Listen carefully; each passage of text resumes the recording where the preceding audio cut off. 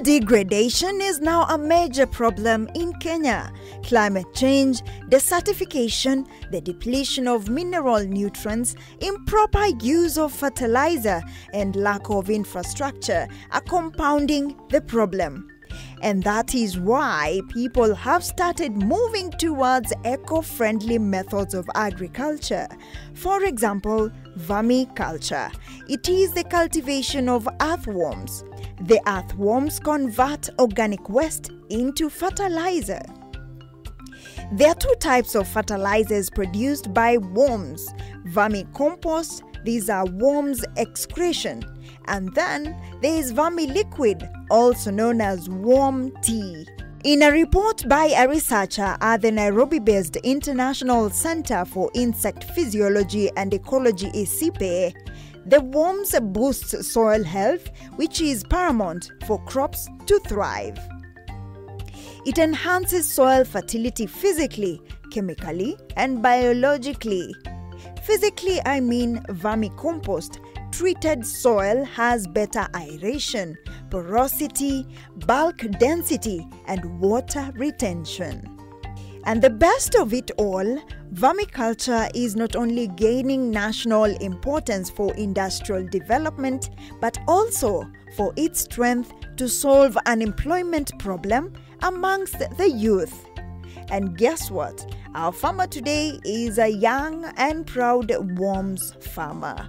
Let's make our way to Lari, Kiambu County to meet him.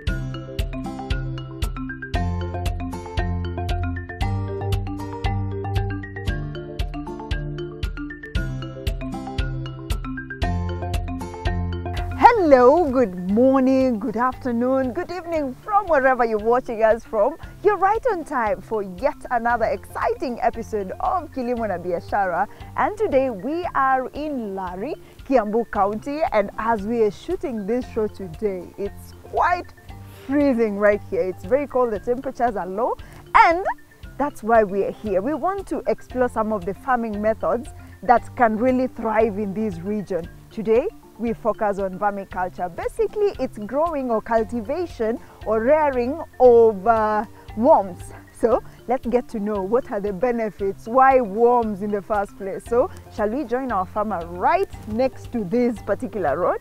Okay, join me, let's go.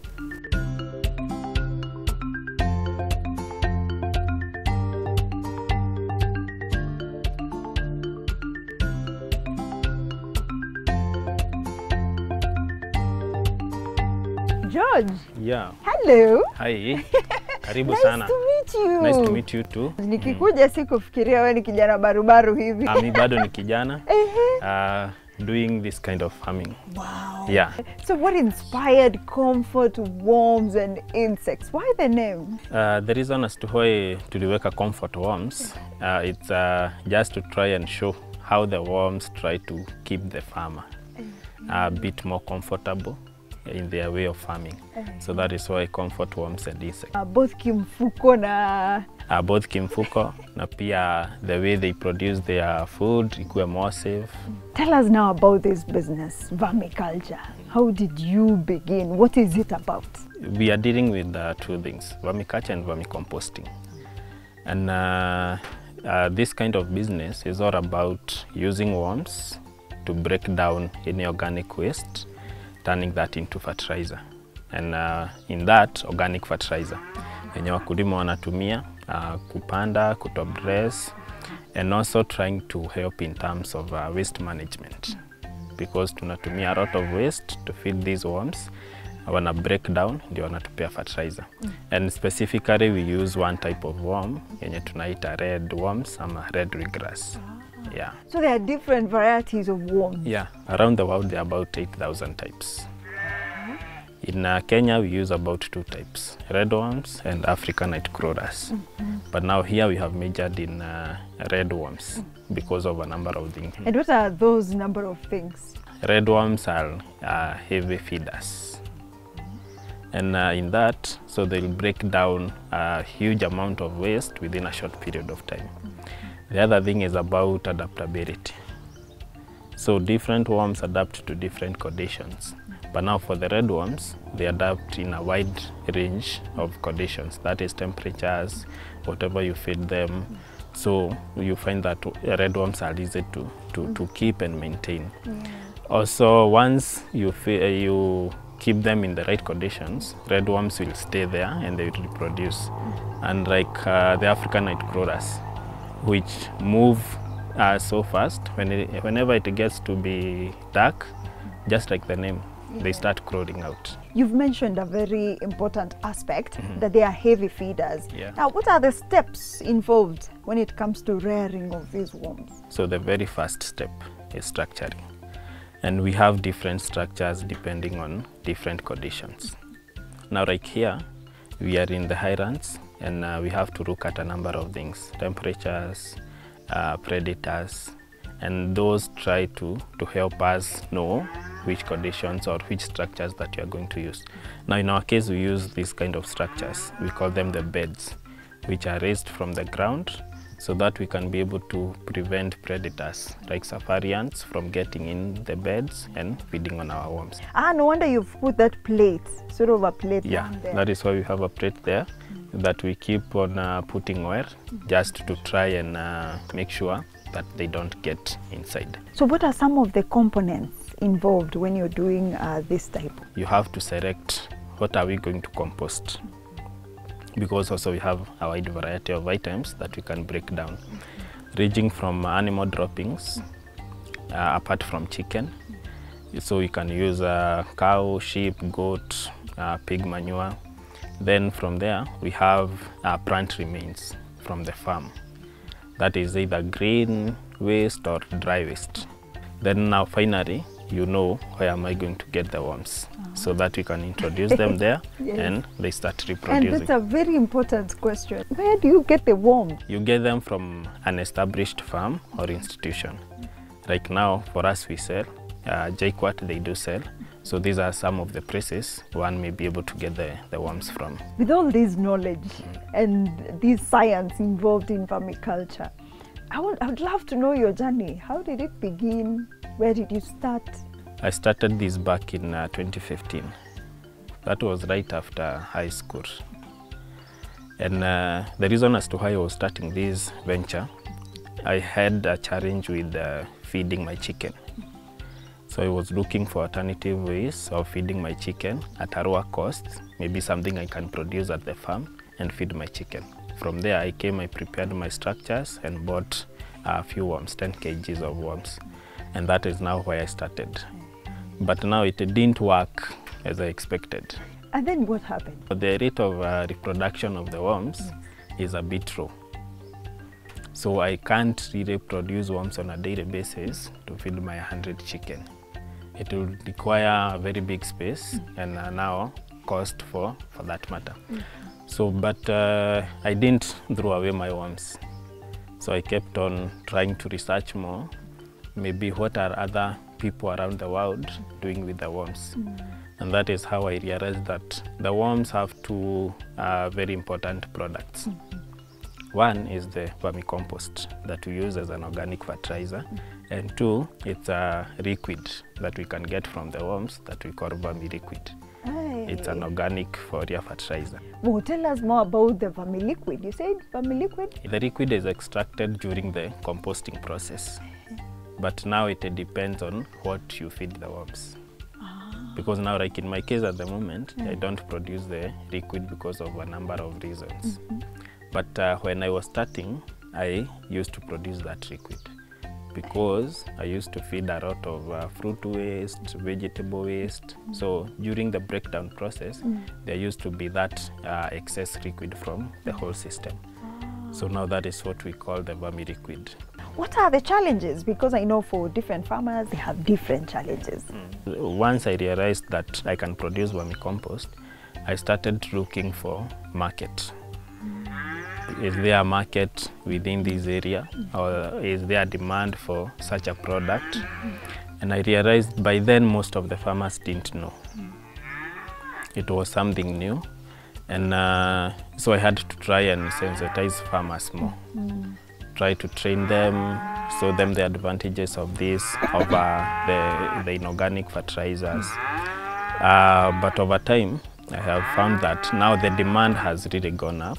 We find that most of what we produce, like 80% of it, we sell it within a short period of time. I know capital can really be one of the hindrances in starting a business, but when you look at this, is it capital intensive? Is it difficult to start? Not really, because now you find that the kind of structures I have tried to put in place, they are not so expensive. Because we try to look at what can I be able to come up with a low cost, but also being productive. So I tried to work so well in terms of coming up with something that is not too expensive. And over time I have managed to do that, and also trying to save on space. Because now the space I use is my father's land. And I can't really use a very big space because he is also farming. I really like the way you've maximized on space here. All these structures in a small area, and you also have other products right there. How we work in this farm, we try to work in a way that one thing depends on the other. Now we like produce Azora. Azora uses whatever we are producing here. We have some animals in the farm which give us the waste which we use here. And speaking about youth, for you it was kind of a difficult start, but how is the situation as of now? Would you advocate even for other youth to be on board? So I think youth really need to get into this and look more into agribusiness. Because I always say that there are so many opportunities in agriculture. Because over time, when we were growing up, we just thought farming is waking up in the morning, taking a djembe, going in the shamba from morning to evening. But now things have really changed. There are different spaces that youth can be able to fit in. Other than just production, we find that there is the area of variation, there is the area of marketing, there is an area where we can say you can sit somewhere and be developing business ideas related to agriculture. So there are those different spaces that really youth need to exploit, because without this, the agriculture sector will really go down. Yeah. Wow, and that's a good point to take us for a short commercial break as we go to the other side, right? Sure. Okay, let's go. Wow, and that is just the beginning of learning more about vermiculture, that is rearing of worms.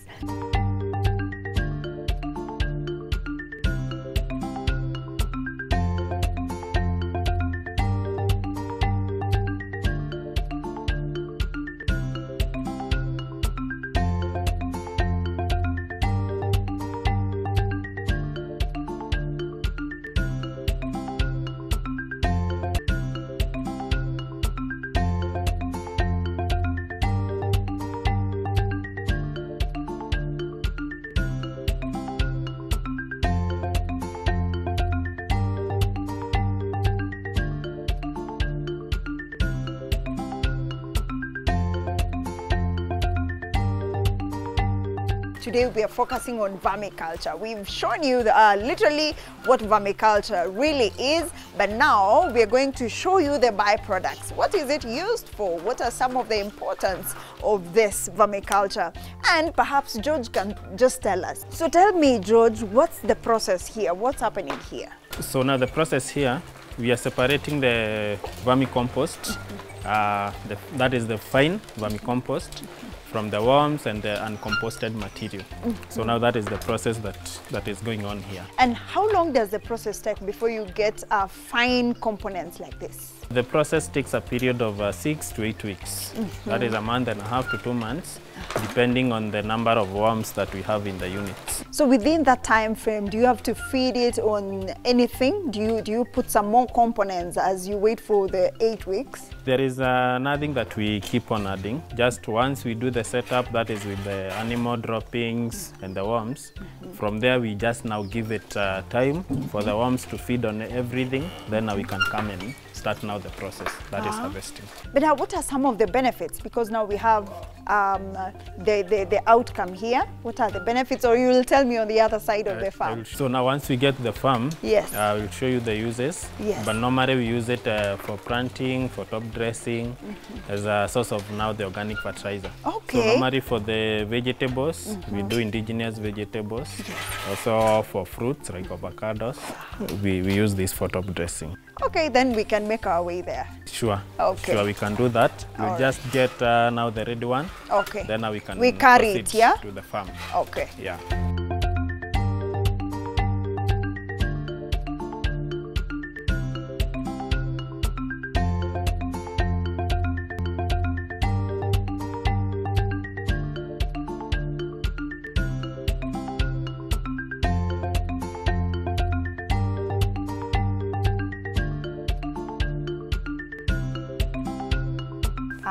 Kuna spinach hapa. Yes, hapa kuna spinach. Na ndizo tutafanya top dressing. Okay. Tuongezee mbolea. Okay. Yeah. Niko ready. So we continue. Show me the quantity. So tunaweka mkono moja hivyo. Then now so tunaiweka hivyo around the root like that. We cover. Okay. So that is how we top dress. Okay. Now let me show you how to convert waste into fertilizer. Like this. George. Yeah. But now, even as we continue doing this and top dressing, which crops are favorable for this particular manure or fertilizer?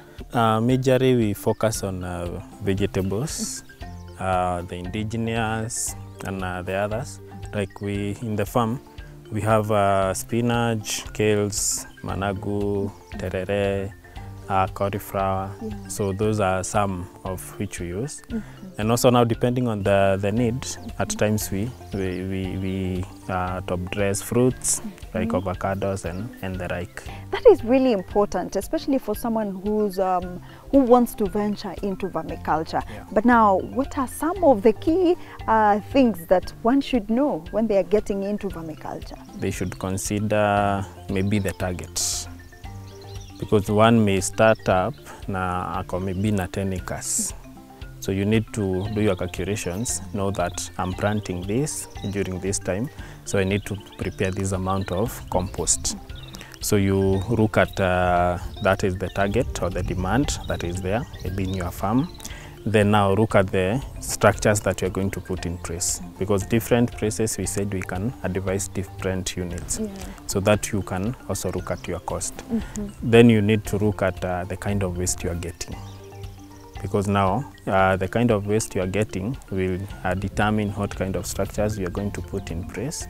Ili ikuwe a viable system for you. I've also seen a very good uptake of BSF, and also there is this vermiculture now, especially for worms. So what's the major difference? Because someone will look at this and say, they are all like insects and worms. What's the big deal about this? So now you need to factor in what do I want to get. Majorly that is what I look at. Because now if you compare like BSF and red worms, you find that they may work the same way, but now whatever we get is not the same.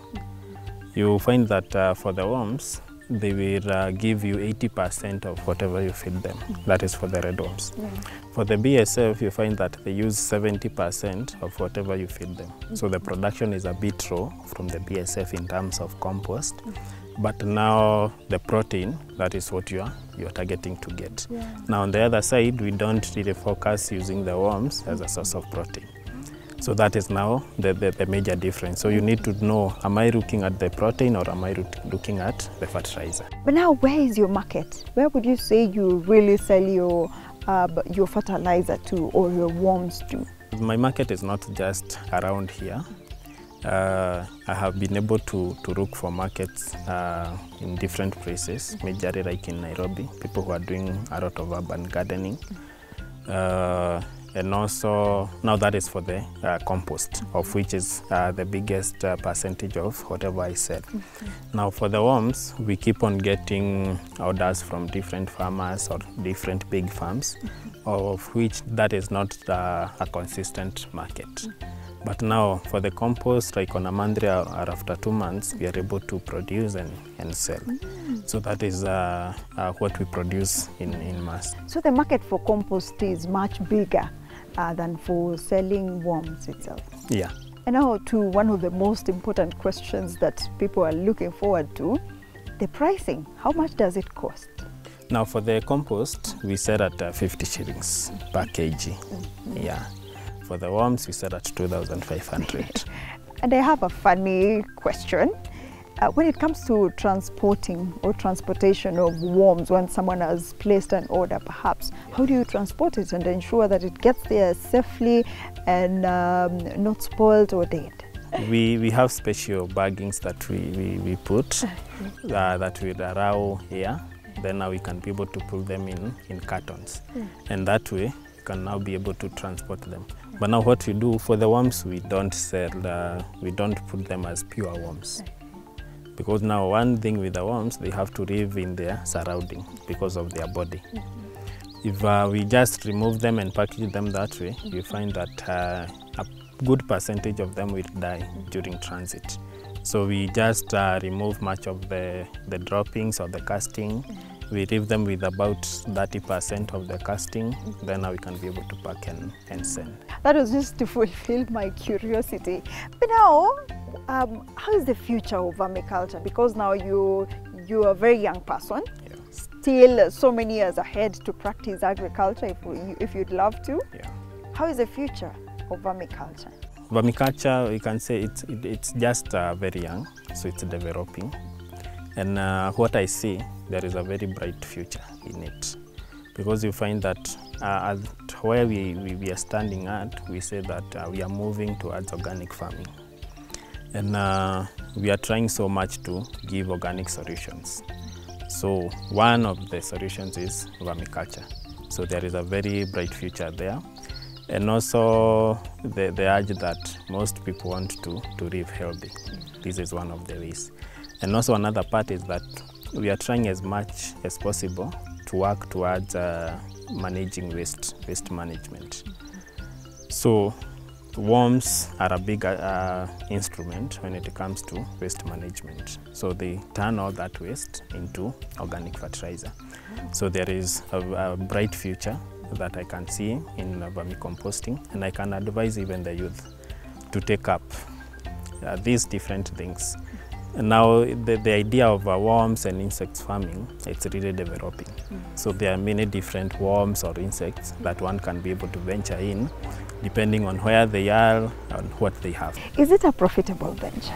Yeah, it is a profitable venture. For the past 9 years, I can say it's a profitable venture.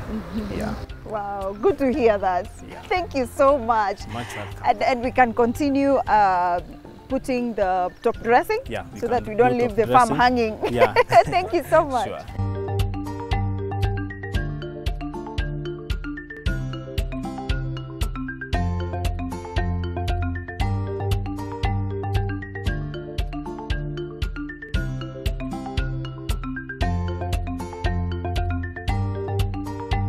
And with that, we've come to the end of the show today. We are truly impressed by what we've seen here. And there you have identified that you don't need a huge tracts of land to start vermiculture farming. In a small portion, you can begin vermiculture. And just to remind you, this is rearing of worms. And there are two take-homes for me. Number one, rearing of worms. So you choose whichever variety of worm that you want. But basically, the main thing here, two take-homes for me, is that number one, you can actually convert waste to fertilizer, right? And another thing is that Kilimo na Biashara, we are so big on empowering youth to venture into agriculture. And with George here, who's very youthful and very strong in agriculture, we are totally impressed. I hope that you have been empowered as well, and you can venture into this particular type of farming. Thank you so much for staying with us. See you again next Sunday for yet another amazing Kilimo na Biashara show.